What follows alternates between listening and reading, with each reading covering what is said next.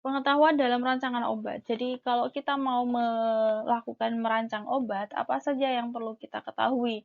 Yang pertama, mekanisme kerja dan sisi kerja obat pada tingkat molekul dan elektrik. Jadi kita harus tahu dulu mekanisme kerjanya di mana.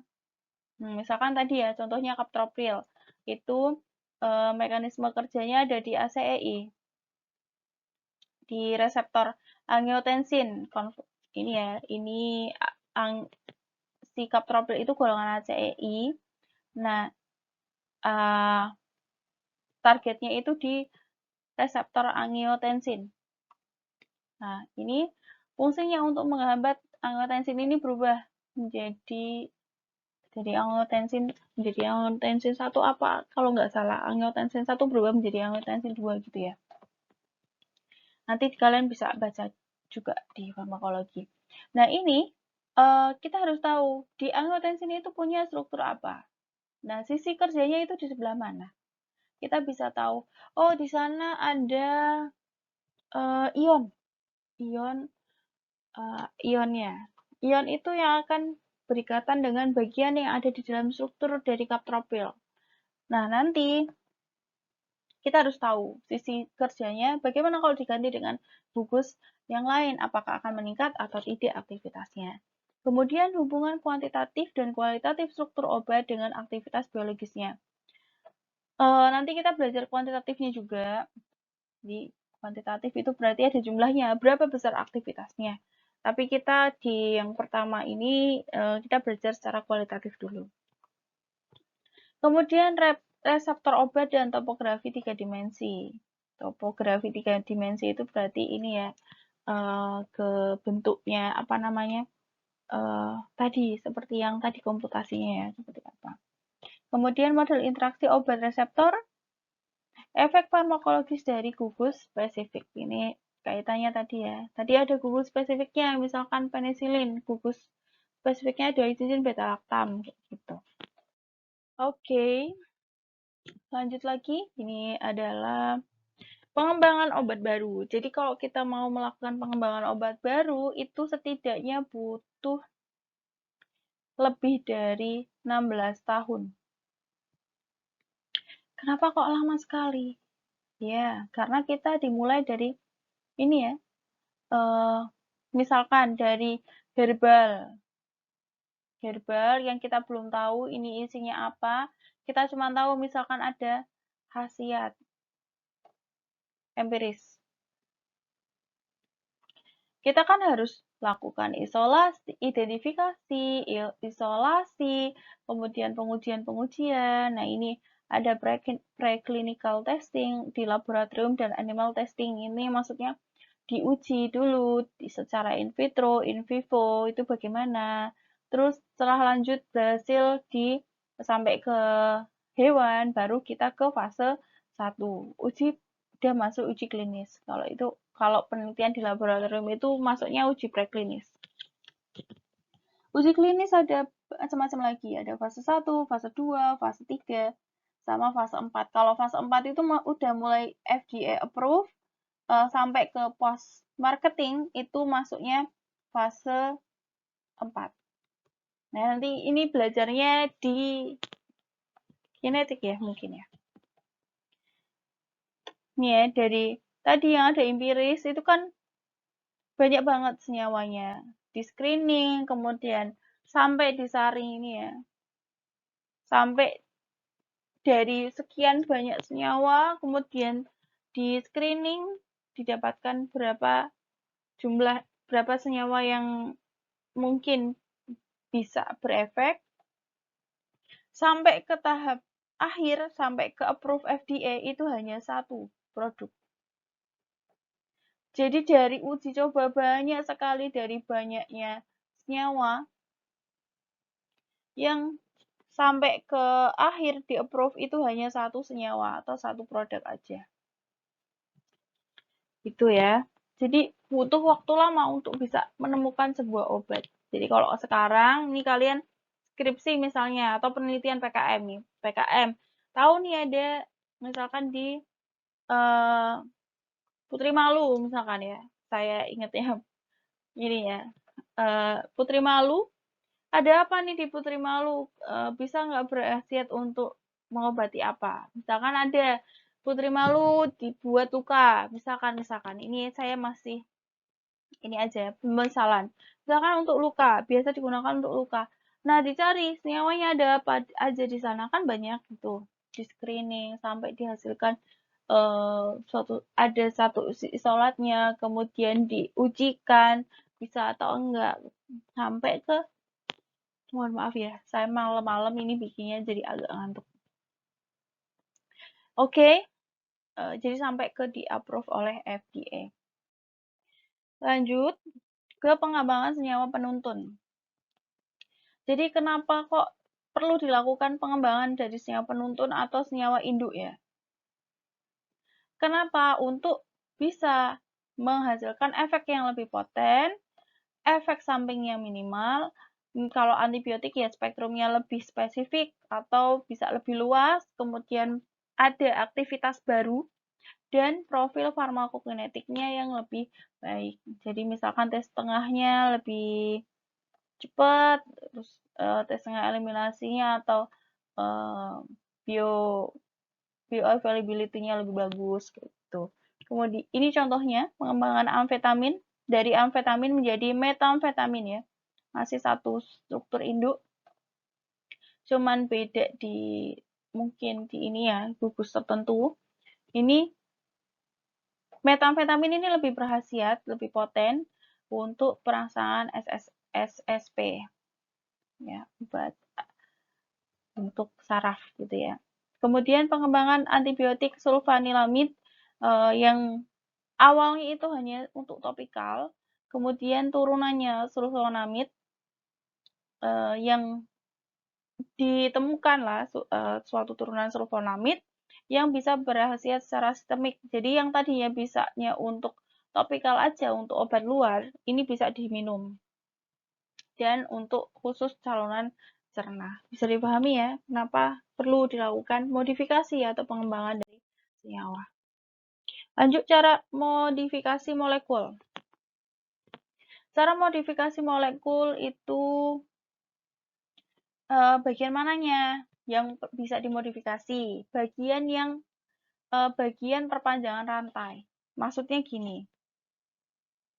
Tadi ya contohnya yang tadi, nyawa apa ya, saya lupa. Yang bentuknya seperti ini. Nah, mana bagian homolog atau perpanjangan rantai? Ini bagian ini yang bisa dimodifikasi. Kemudian modifikasi substituen. Substituen misalkan ini kan rantai samping nih. Ada benzenanya yang tadi itu ya. Nanti kalau diingat-ingat. Tadi kalau dengerin video saya sambil itu ya, sambil dicatat ya. Jadi saya ini ya, balik flashback. Tapi ini kan nggak bisa flashback ya. Jadi yang tadi ada NH2, kemudian yang awalnya nggak ada OH, terus ada OH. Nah, ini substituen. Substituen itu OH-nya. Kalau perpanjangan rantai, itu rantai samping. Jadi, rantai samping itu seluruh bagian ini adalah rantai samping. Kalau kita bicara substituen berarti gugus gitu ya. Ada substituen OH, itu gugus atau gugus fungsi. Kemudian penyederhanaan struktur, misalkan strukturnya besar gitu ya, strukturnya besar, kemudian untuk lakukan sintesa cukup sulit, disederhanakan. Mana sih yang betul-betul berefek, yang berikatan dengan mana sisi aktifnya gitu ya, disederhanakan yang sisi aktif aja yang digunakan. Kemudian pemisahan senyawa isomer. Misalnya ini ya,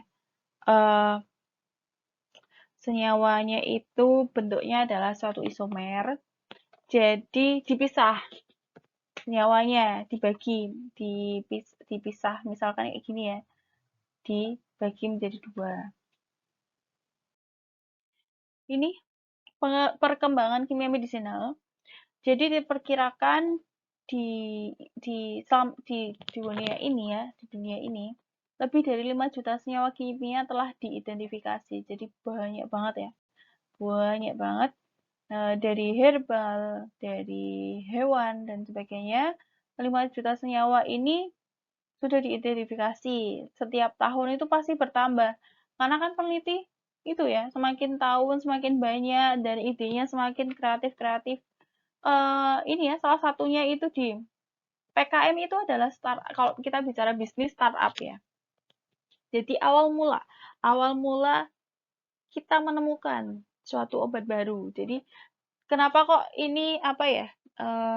PKM itu masuk sebagai tugasnya kimia medisinal, salah satunya adalah peran ini, pengembangan obat baru gitu ya. Kalau yang kemarin tanyakan kenapa kok di kimia medisinal buatnya tugasnya PKM? Ya ini jawabannya gitu ya. Karena memang kita akan melakukan identifikasi atau pengembangan dari senyawa-senyawa untuk menemukan senyawa aktif baru ya itu dari kita cari referensi, dari kita cari tahu, kita buat proposal, akhirnya bisa tahu bahwa oh ternyata di dalam tanaman ini ada senyawanya, ini bisa beraktivitas sebagai misalkan anti-inflamasi, antioksidan dan sebagainya. Kemudian dari jumlah tersebut, sekitar 63.000 senyawa telah digunakan secara umum. Jadi biasanya senyawa-senyawa yang baru ini biasanya sudah secara umum digunakan secara empiris, tapi belum diketahui secara ininya ya, belum secara legalnya. 4.000 sebagai obat, sebagai bahan tambahan di makanan dan juga pestisida. Jadi pestisida ini masuk senyawa juga ya. Perkembangan kimia medisinal. Nah, ini yang pertama perkembangannya ya. Struktur kimia obat dapat menjelaskan sifat-sifat dari obatnya. Ini ya, sifat karakteristik atau sifat fisika kimia. Apa sih karakteristik? Misalkan kelarutan, kepolaran, kemudian bobot molekul, dan sebagainya gitu ya. Kemudian struktur atau gugus molekul obat berkaitan dengan aktivitas biologis dari obat. Tuh ya, karena strukturnya, misalnya, strukturnya ada OH-OH-nya, berarti ini pasti larut air. Nah, berarti ini sifatnya adalah lebih polar. Kemudian reseptornya bagaimana? Lebih suka ke yang polar atau suka yang non-polar. Nah, ini yang menentukan aktivitas dari obatnya. Gitu ya, sudah ada gambaran ya mungkin. Kemudian hubungan struktur kimia dan aktivitas biologis dapat dilakukan dengan mengkaitkan gugus fungsional tertentu dengan aktivitas biologis tertentu. Nanti kita belajar ya. Tapi kadang-kadang ini juga akan mengalami kegagalan. Kenapa? Bisa jadi struktur kimia sama, belum tentu aktivitas biologisnya sama. Struktur kimianya beda, sering pula aktivitas biologisnya sama. Jadi belum tentu, misalnya tadi senyawa induknya, tadi antibiotik ya, beta-laktam, ada beta-laktam, belum tentu struktur kimia utamanya itu sama, pas setelah dimodifikasi memiliki aktivitas yang sama pula. Nah, contohnya seperti tadi antibiotik sulfonamid ya, kalau nggak salah. Tadi, antibiotik sulfonamid itu yang tadinya efeknya hanya bisa untuk topikal, kemudian diberikan modifikasi sehingga bisa digunakan secara sistemik. Jadi, struktur kimianya sama, tapi aktivitas biologisnya beda. Meskipun sama-sama sebagai antibiotik ya, tapi secara biologis beda. Bisa untuk topikal sama yang sistemik. Tuh, bisa dipahami ada gambaran ya. Kalau belum paham nanti bisa ditanyakan atau videonya bisa diulang-ulang. Ini gugus fungsional sama, aktivitasnya sama. Ini contohnya. Contohnya ini. Gugus fungsional itu adalah ini. Gugus fungsional, ini gugus fungsional atau struktur induk. Ini R, ini adalah substituen. Kalau R-nya panjang, ini bisa dinamai juga rantai samping gitu ya. Bisa rantai samping atau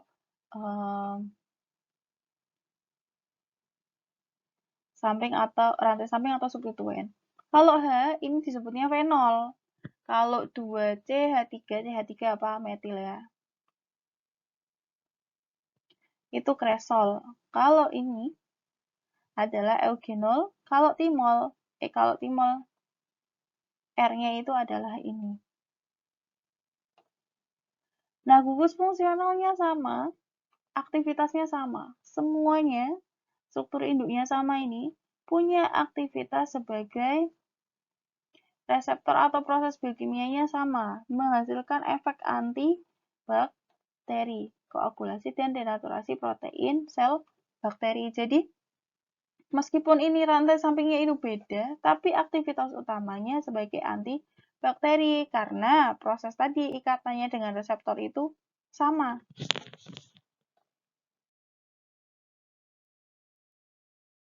Lanjut. Gugus fungsional sama, aktivitasnya sama. Ini ya. Ini adalah gugus fungsional. Ini gugus fungsionalnya. Nah, ini substituen atau rantai samping. Kalau ini H, sulfanilamid. Kalau CO, CH3, sulfasetamid. Nah, ini beda lagi. Ada sulfaguanidin sama sulfamethoxazole. Ini reseptor sama proses biokimianya sama. Dari sumber intinya ini. Sebagai antibakteri. Nah, nanti ini fungsinya menghambat asam P-aminobenzoat, suatu senyawa untuk pembentukan asam dihidroteroat untuk pertumbuhan bakteri. Lanjut, gugus fungsional sama, tapi aktivitasnya beda. Ini ya, agak beda. Gugus fungsionalnya sama. Ini ya, sebagai antibakteri. Fungsional, bisa dilihat ya. Ini fungsional nih, fungsional. Ini juga sama fungsionalnya. Ini ya, fungsional. Ini juga fungsionalnya. Bisa dilihat ya, fungsional.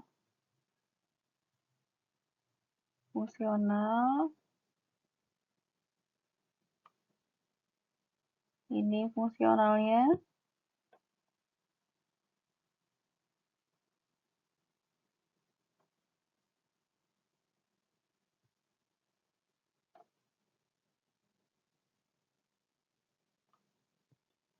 Ini juga fungsionalnya.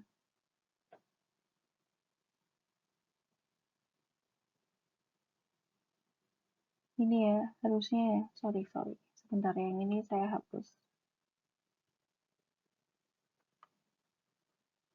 Ini itu fungsionalnya gini. Ini ya.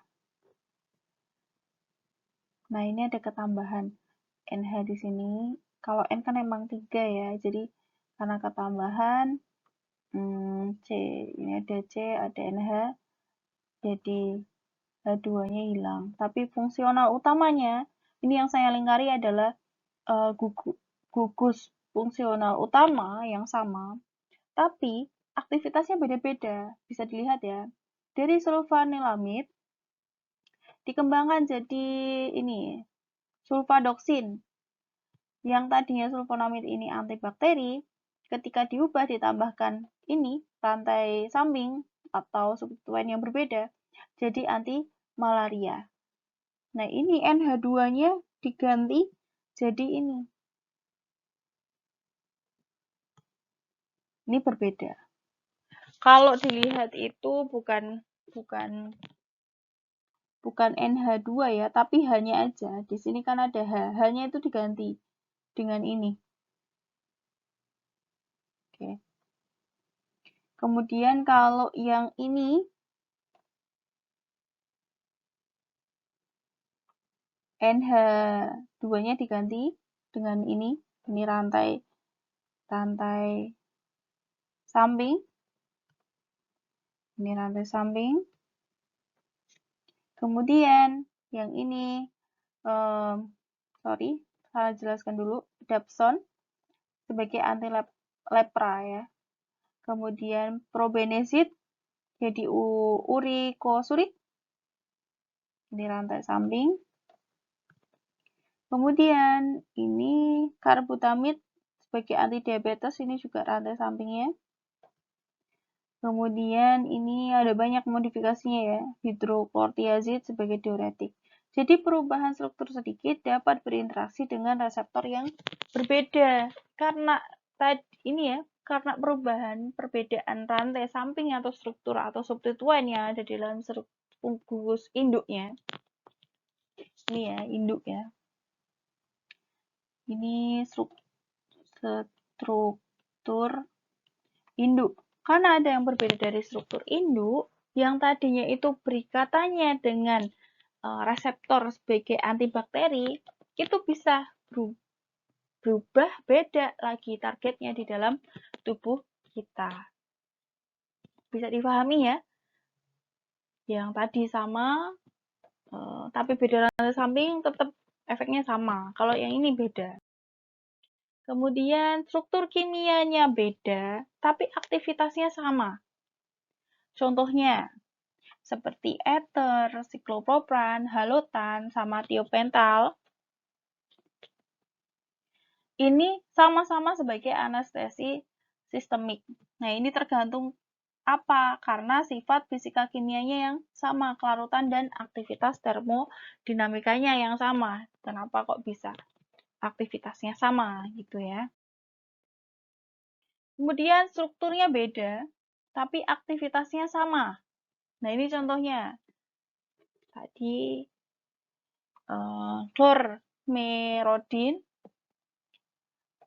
chlormerodin ya, acetazolamid, hidrokortiazid sama spironolakton. Ini sebagai obat diuretik. Proses biokimianya beda, mekanisme kerjanya beda, tapi efeknya sama sebagai antidiuretik. Kemudian dari yang sudah dipelajari ya, dari yang sudah dipelajari hari ini kesimpulannya. Jadi dari semuanya itu apa intinya?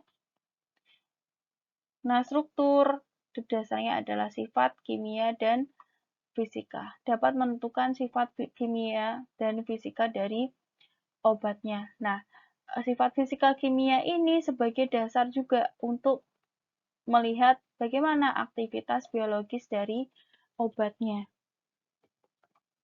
Sifat kimia fisika memegang peran penting dalam transport obat untuk mencapai reseptor. Apa perannya? Sifat fisika kimia lipofil atau elektronik berperan dalam proses absorpsi dan distribusi sehingga kadar obat pada waktu mencapai reseptor cukup besar. Nah, ini nanti kita pelajari minggu depan ya tentang absorpsi distribusi.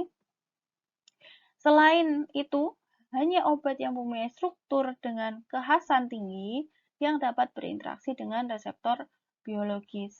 Nah, sifat kimia fisikanya adalah steriknya, berperan menunjang orientasi spesifik molekul pada permukaan reseptor.